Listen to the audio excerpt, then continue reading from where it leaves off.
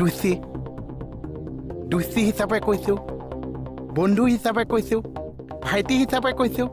লগতে আগৰ গিয়েক হিচাপেও কৈছো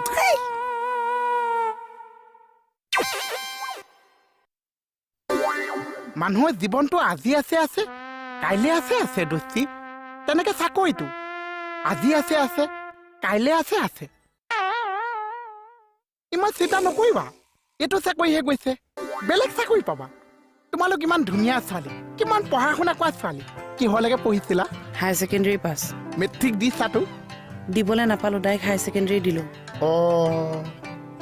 একো নাছে যদি তুমি চাকৰি নাপাইছা